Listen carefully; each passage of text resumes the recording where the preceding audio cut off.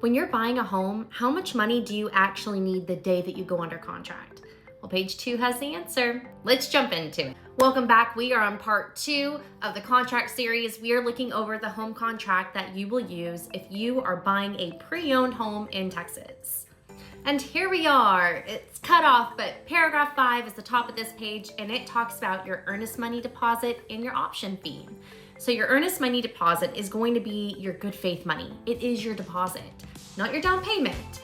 And it shows your intent to move forward, that you are a serious buyer and you really want to buy this home.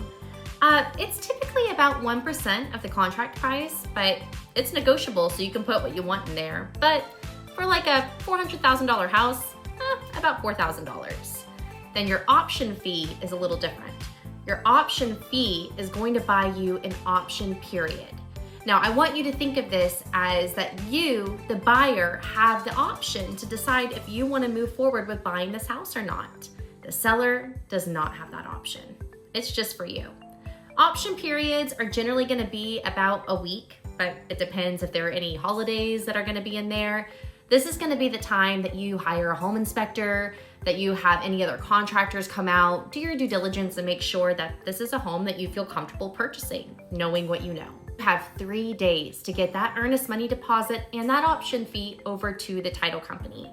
Be prepared. This is going to leave your bank account. It will be deposited into an escrow account, which is like a piggy bank in the sky where it's going to live safely until it's applied to your cash to close, which is the funds that you bring to the closing table to buy your house on the day of closing, or it's refunded back to you, which will be dictated by the contract. Option fee is generally going to be about $100 to $300 depending on the market and the price point.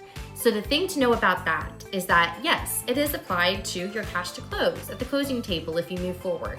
But if you don't, the seller is going to keep that option fee, but you, my friend, are going to get your earnest money back.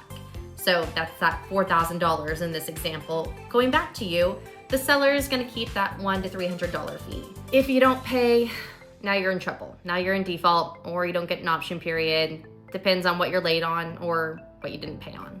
And that's my job. It's to look out for my client's best interest, which means keeping them from being in default under contract and making sure that they don't lose any unnecessary money.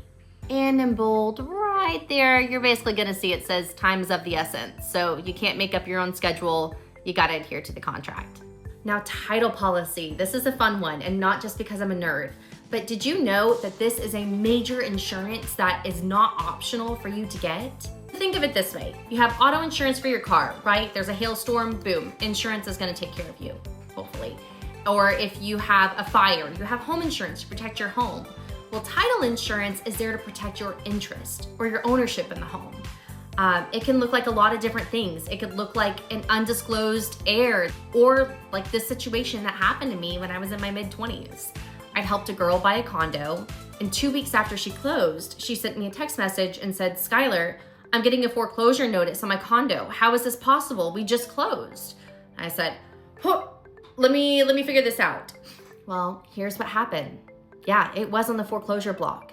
And that was because the person that she had bought it from, that seller, when they closed at their title company, that title company did not file it correctly and did not get all the liens paid off. So there was this mortgage floating around that didn't get paid off. And now it's on the foreclosure block. Oh no, what is my client supposed to do? Nothing. Title insurance, title policy, taken care of. The old title company had to go and pay that lien off, pay that mortgage off, and she was good. Important to note that your title policy is going to cover things from the past, not the future, like homeowners or auto insurance. And it's also a one-time premium. So you'll see it here in the contract, and we're going to say who's going to pay for it, either the seller or you, the buyer. And you guessed it, it's all negotiable. There's so many ways that we can write a contract, which is in your favor. You're doing great. We're almost there. We're not going to get into the weeds here. Basically, title policy comes with standard exclusions, things it's not going to cover, including survey issues like encroachments or boundary problems. So in this paragraph, you and the seller are going to decide if those exclusions are going to stay as is, or if you're going to amend them so that more of those survey issues are actually covered. Last but not least, the title commitment. This is basically the list of what the title company is promising to insure and the list of what they won't.